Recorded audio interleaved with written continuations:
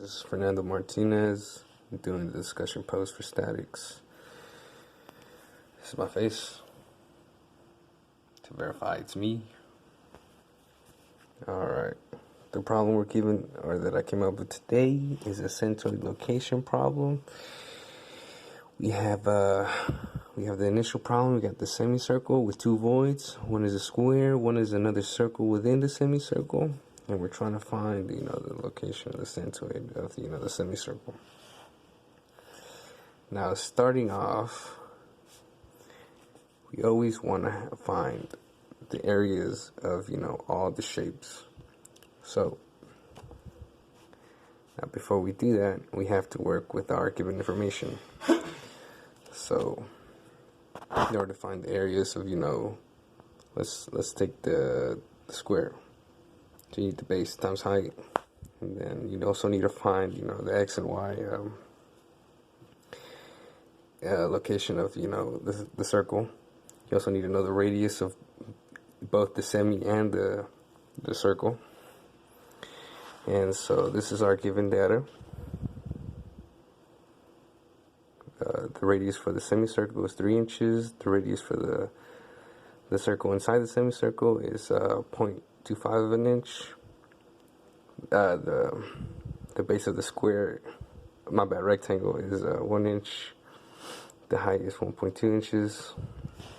And then the x and y for the center of the circle is both the same, 0.75 inches.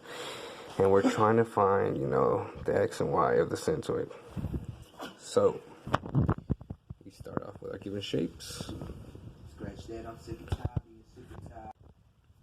My bad. So we got the shapes. We got, your semicircle, your rectangle, your circle. And then that's for later, the summations.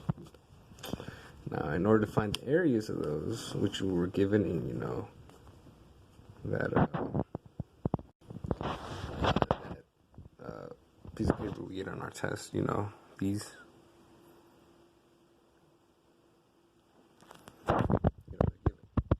So, in order to find the area of, the semicircle, it's, half pi r squared.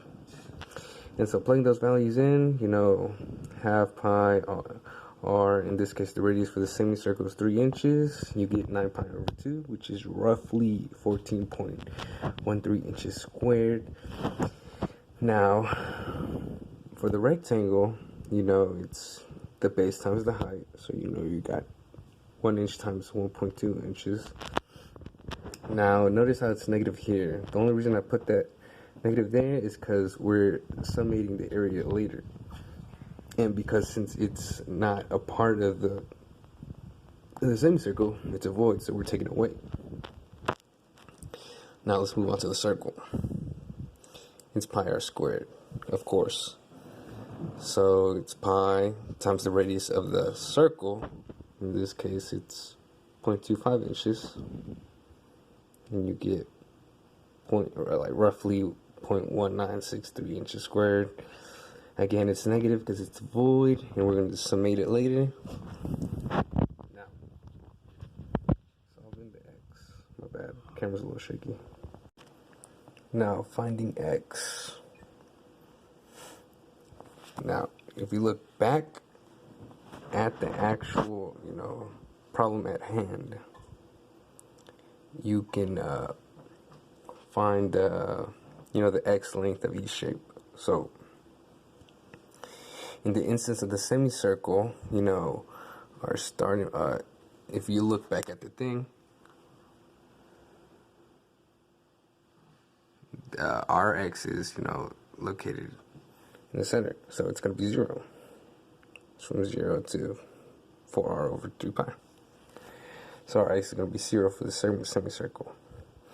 Now, our x for the, the rectangle, of course, is going to be our base. In this case, our base is, 1 inch. For the circle, now, that's going to be a little different. Because our circle is, at a certain point within the semicircle. So our x is going to be 0.75. Alright. Now, let's find x times a. You multiply this column by, your area. So, got 0 times anything, is 0. 1 times, 1.2. In this case, it's going to be negative because it's, a void. Yada, yada, yada. 0.75 times, 0.1, You get the drill. Now for the y, same self-explanatory as the x, but you just take the y. In this case, it's going to be our, for the semicircle, it's going to be 4r over 3 pi. If you're wondering why that is, it's because, the centroid of a semicircle, is, a little upwards. Now, same thing, for the square, instead of the base is the height 1.2, and then, 0.75 because, x, y, you see that.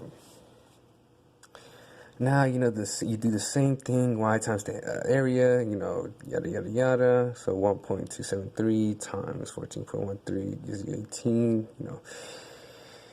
fast forward. So now what we want is the summation. Oh, my bad. So we want the area, so the total area. So, and we don't want to take into account the voids.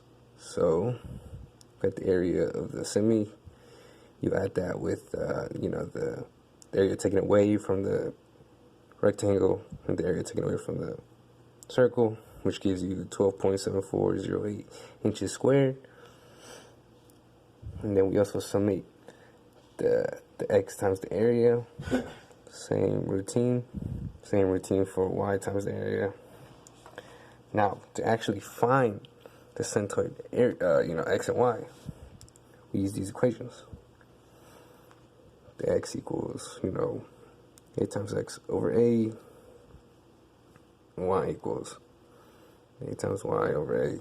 The summations of these, which if you plug these values in, you get these lovely numbers.